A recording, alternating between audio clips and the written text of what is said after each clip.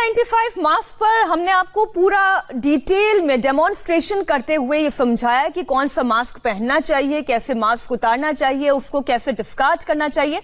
अब आपका सारा कंफ्यूजन दूर हो गया होगा। लेकिन कोरोना का एक और बड़ा इशू है जो सबको डरा रहा है।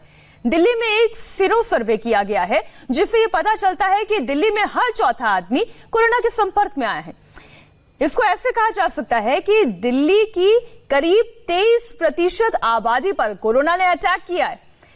इससे भी चौंकाने वाली बात यह है कि लोगों को इस बात की खबर ही नहीं लगी कि उन्हें कोरोना हो गया है। ये 4 तस्वीरें हमने आपको दिखाई कि किस तरीके से इस वक्त दिल्ली पर कोरोना का अटैक हुआ है, और इस सर्वे से जुड़ी हुई कुछ और बातें आपके सामने रखते हैं।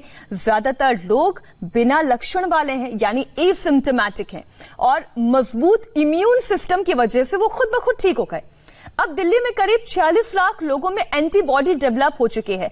इसका मतलब आप समझते हैं कि अब अगर आपके अंदर एंटीबॉडी है, यानी आपने कोरोना वायरस से फाइट की है, आपके अंदर कभी ना कभी कोरोना वायरस जरूर आया है। आप एसिम्प्टोमेटिक थे, लेकिन आपके क्योंकि इम्यून सिस्टम मजबूत था, इसलिए आपने एंटीबॉडी डेवलप कर लिए। हालांकि सरकार की ओर से एक और डराने वाला आंकड़ा भी जारी किया गया है।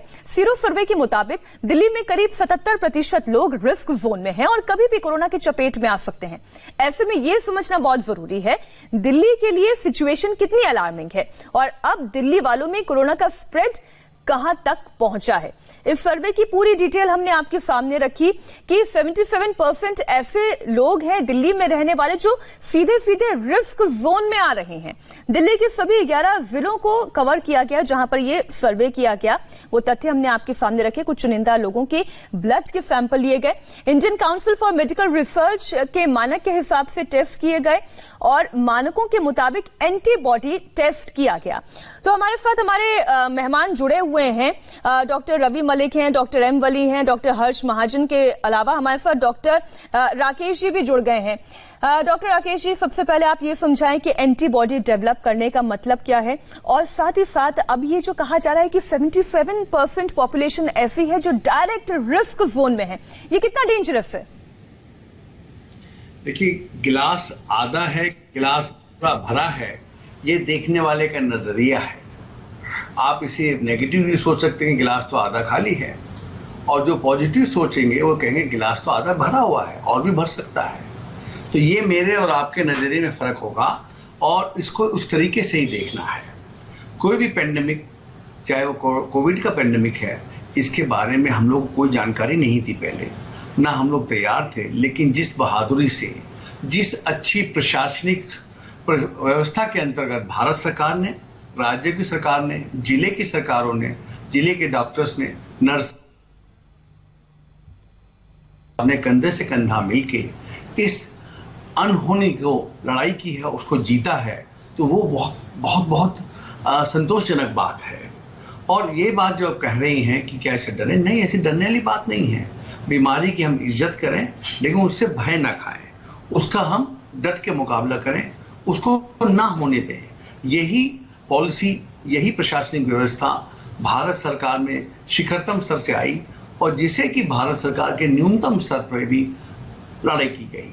भारत सरकार के स्वास्थ्य मंत्रालय में माननीय सचिव महोदय के कार्यालय में एक वार रूम क्रिएट किया गया, जिसमें कि माननीय स्वास्थ्य मंत्री और स्वास्थ्य सचिव दोनों लोगों ने 24-24 घंटे लगातार काम करके इस लड़ाई को जीता है। तो उसको जीत को आप देखिए, थोड़ी बहुत जो हार हो रही है उस पर आप ज़्यादा गौर ना करें। उस हार को भी हम लोग आपको विश्वास दिलाते हैं कि भारत सरकार, क्षेत्रीय सरकार, प्रांतीय सरकार जीत में बदलेगी।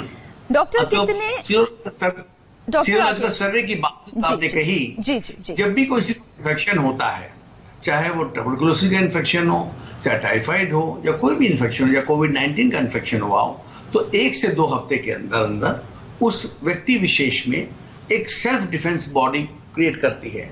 जैसा कि आप जानती हैं, जब आज तो भारतवर्ष में करीब 400 मेडिकल कॉलेज हैं, करीब 50 साल पहले भी मेडिकल कॉलेज की संख्या 50 के नीचे थी, और तब भी इतने बड़े देश में जहां डॉक्टर नहीं थे, जहां वैद्य नहीं थे, जहां होम्योपैथ नहीं थे, क्या सब मरीजों का इलाज नहीं होता था? प्रकृति अपने आप में सबसे बड़ी डॉक्टर है, प्रकृति का कोई मुकाबला नहीं है।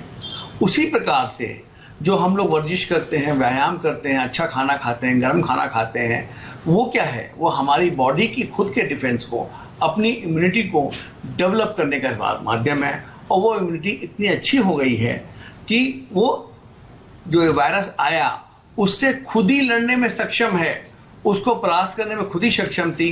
तो ये 23% का जो मामला आप सुन रही हैं, देख रही हैं, आप बात कर रही हैं, वो सही चीज है। वो ये कह रहे हैं कि दिल्ली जैसी डिफिकल्ट जगह में, डिफिकल्ट जगह क्यों, दिल्ली में ल्यूटेंस इंडिया दिल्ली भी है और स्लम्स भी हैं, कंजेस्टेड एरियाज भी हैं, झुग्गी झोपड़ी क्लस्टर्स भी हैं, और ऐसे इलाके भी हैं जहाँ पे सैनिटेशन वर्ल्ड लेवल का या उससे संतोषजनक लेवल का नहीं है, और उसमें लोगों को कंजेशन है, भीड़ भड़का है, और पानी की सुविधा कम है, सैनिटाइजेशन की सुविधा जितनी अच्छी होनी चाहिए थी, जितनी सरकार चाहती उतनी नहीं है। और वैसी जगहों पे, वैसे क्लस्टर्स में इस पेंडेमिक के फैलने का, बढ़ने का बहुत बहुत डर था। वहां पे भी देखिए कि आप और मीडिया की मदद से ही सरकार और सरकारी तंत्र इस महामारी से कितने लोगों को बचा पाया है। ये बता रहा है कि उन लोगों में भी 24% लगभग लोग ऐसे हैं जो कि इस महामारी से बच पाए। ये सर्वे जो है दिल्ली में 11 जिले हैं, 11 डिस्ट्रिक्ट हैं, उन 11 जिलों में ये किया गया, और इसमें वो लोगों का सैंपल लिया गया जिनको कि कभी कोरोना जैसे सिम्टम भी नहीं हुए थे, कोरोना पॉजिटिव थे ही नहीं वो लोग, उनके सैंपल कलेक्ट किए गए। तो उनमें पाया गया कि जो एंटीबॉडी रोग से लड़ने के लिए सक्षम, ये बताता है कि देखिए जो प्लानिंग आपकी मदद से, मीडिया की मदद से, अखबार की मदद से जनमानस को हम लोग जागरूक कर पाए, वो उसकी सफलता है, वो उसकी देन है। और ये बात राकेश वर्मा, हर शख्स अपने अपने स्तर पर कोशिश कर रहा है इस पेंडेमिक से लड़ने की। अब क्योंकि अब ये नई स्टडी आई है, तो क्या अब बचाव और नियंत्रण की रणनीति कुछ अलग होगी? और साथ ही साथ इस बात का भी जवाब दीजिएगा कि जिन लोगों ने एंटीबॉडी डेवलप कर ली है, एसिम्प्टोमेटिक केसेस से, अपनी अच्छी इम्यूनिटी की वजह से कोरोना को काउंटर करने में वो कामयाब रहे हैं, क्या ऐसे लोग भी कोरोना वायरस फैला सकते हैं? देखिए, जिसमें एंटीबॉडी डेवलप हो गई, इसका मतलब उस व्यक्ति विशेष में, उस स्त्री विशेष में, उस बच्चे में, बुजुर्ग में ये इन्फेक्शन जो था करीब 2 हफ्ते पहले था। तो अब वो लोग दूसरे व्यक्ति को संक्रमित नहीं कर सकते। वो लोग जो हैं खुद भी सेफ हैं, खुद भी सुरक्षित हैं, और उनके चारों तरफ रहने वाले, उनके संपर्क में आने वाले जनमानस भी सेफ हैं। ये लोग संक्रमण नहीं कर सकते, संक्रमण की स्थिति से आगे निकल गए हैं। ये संक्रमण को खुद ही इन्होंने पराजित करके आगे स्वस्थ होकर आगे आ गए हैं, और ये अब ना खुद भी संक्रमित होंगे और ना ही अपने मिलने वालों से, जुलने वालों से, संपर्क में आने वालों को संक्रमित करने की संभावना है। लेकिन ये बता दूं आपको, ये वायरस है, ये बैक्टीरिया नहीं है। ये बहुत जल्दी अपना स्वरूप बदल लेता है, अपना रूप बदल लेता है, अपने आप को नई पोजीशन में ले आता है, नए रूप में अटैक कर सकता है। ये बात भी ध्यान में रखने लायक है। इन सभी लोगों में एक विशेष प्रकार की एंटीबॉडी बॉडी में डेवलप होती है, जिसे हम लोग IgG कहते हैं। उस सब के लेवल बहुत संतोषजनक पाए गए, और मैं कहने में मुझे संकोच नहीं है, ये सब लोग वैसे थे जो कभी सिम्टम नहीं हुए थे, और उनका एनालिसिस होके ये बहुत ग्रेटिफाइंग रिजल्ट निकला है, बहुत अच्छा निकला है। इसमें मीडिया का भी बहुत योगदान है। मैं जरूर कहूंगा जनमानस को जागरूक करने में, क्या जागरूक करने में, घर में तब तक रहें जब तक बिल्कुल अत्यावश्यक ना हो जाए। घर के कन्फाइन में रहिए, घर की परिधि के बाहर मत जाइए। अगर बाहर जाना ही पड़ रहा है मजबूरन। दरअसल डॉक्टर राकेश वर्मा, हमारे बुलेटिन के सुबह की शुरुआत ही इस चेतावनी के साथ साथ इस समझाइश के साथ होती है, और दिन का अंत भी यहीं पर होता है। हम यही कोशिश में लगे हुए हैं। अच्छा, ये जो नया सर्वे आया डॉक्टर हर्ष महाजन, इससे इन्फेक्शन का ट्रेंड पता चलता है। तो जब ट्रेंड एक अलग तरीके से पता चल रहा है, तो क्या रणनीति कुछ अलग होनी चाहिए अब इस पेंडेमिक को काउंटर करने की? देखिए मीनाक्षी जी, जैसे डॉक्टर राकेश ने बहुत सही कहा है कि ये रणनीति सही रही है, तभी ये रिजल्ट आए हैं। मतलब हम 77% लोगों को बचा पाए हैं, ये ही बहुत बड़ी बात है। आप देखिए, ये कोई 4-4.5 महीने हो गए इस बीमारी को फैलते, तो इससे पता चलता है कि रणनीति भी सही थी। इससे पता चलता है जो गवर्नमेंट और अथॉरिटीज थी उन्होंने सही डायरेक्शंस दी, और इससे ये भी पता चलता है कि जो आम जनता है उसने भी बढ़ चढ़ के कोऑपरेट किया है। बाकी बात रही कि 1.25 लाख हम आंकड़ा कहते हैं कि 1.25 लाख लोग संक्रमित हुए जो हम कहते थे, और इस जीरो सर्वे से पता चलता है कि एक्चुअली ये नंबर शायद 40 लाख से बढ़ के है, कोई 46 लाख के करीब है। तो आप ये समझें कि कोई 45 या 44 लाख लोगों को संक्रमण हुआ और उन्हें पता भी नहीं चला और वो ठीक हो गए।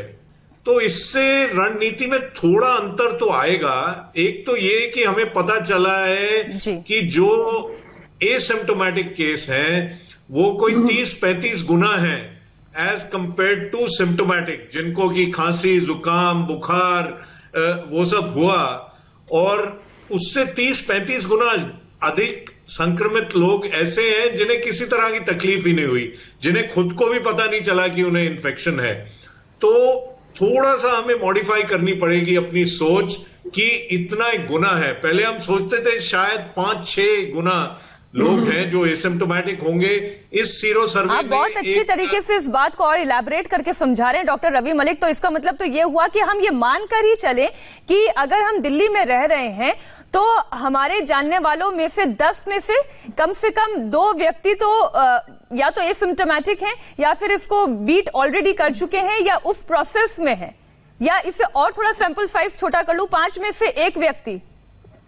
देखिए, तो इससे एक सीख हमें जो मिलती है वो ये है कि हम मास्क जरूर डालें। डॉक्टर रवि मलिक आंसर कर रहे थे। हाँ, लेकिन आपको ये बता दूं, ये बड़ी खुशखबरी की बात है। मैं सारे भारतवासियों और देशवासियों को इसके लिए मुबारकबाद दूंगा। उसकी वजह बताता हूं मैं। एक और सर्वे हुआ है जिस सर्वे के हिसाब से 180 मिलियन यानी 18 करोड़ भारतवासियों को जो है वो कोरोना का संक्रमण नहीं हो सकता, उनके अंदर एंटीबॉडीज प्रेजेंट है। ये खुशी की बात क्यों है? जैसे दिल्ली के अंदर हम 1.25 लाख के ऊपर कहते हैं कि 3600 लोगों की मौत हुई है, तो मौत का आंकड़ा जो है वो लगभग 2.8% के करीब जो है मोर्टेलिटी रेट हम निकालते हैं। लेकिन अब तो बिल्कुल फिगर्स ही चेंज हो गई हैं। अब तो ये हुआ है कि 45 लाख के ऊपर केवल 3600 मौतें हुई हैं, क्योंकि मौतें तो छुप नहीं सकती, मौतें तो 3600 हुई हैं तो 3600 ही हुई हैं, लेकिन संक्रमण जो है वो 45 लाख को हुआ है। इसका मतलब जो मोर्टेलिटी रेट है वो 0.2% के करीब आ गया, जो कि बहुत कम है, और विदेशों में ये बहुत ज्यादा है। तो ये एक बड़ी खुशी की बात है। दूसरी चीज है, अगर 23% पॉपुलेशन के अंदर IgG एंटीबॉडीज आ रही है, इसका मतलब हमारी हर्ड इम्यूनिटी, जिसके बारे में हम शुरू से बात कर रहे हैं, हमारी हर्ड इम्यूनिटी जो है वो बहुत ज्यादा स्ट्रांग हो गई है। और तीसरा मैसेज ये भी आता है कि एसिम्प्टोमेटिक केसेस बहुत ज्यादा गुना है, शायद 50 गुना ज्यादा है। तो हमें हर व्यक्ति को ये प्रिज्यूम करना चाहिए कि इसको कोरोना है। क्यों? क्योंकि एसिम्प्टोमेटिक केसेस जो है वो तो एक केस को सिम्टम होगा। आप 40 तीनों डॉक्टर से बात करके बड़ा फील गुड फील हो रहा है, क्योंकि बहुत ही पॉजिटिव एटीट्यूड है आप तीनों ही डॉक्टर्स का, और आप कितने अच्छे तरीके से बता रहे हैं। डॉक्टर वर्मा जी, मैं यही आपसे जानना चाह रही थी कि ग्लास आधा खाली आधा भरा के नजरिए से अगर हम ये देखते हैं तो मैं कहता हूं जी, देखिए आधा भरा है लेकिन इसको पूरा भरना है। इस लड़ाई से हमको बचना, इससे सतत हमको प्रयास करना है, सतत 24 घंटे,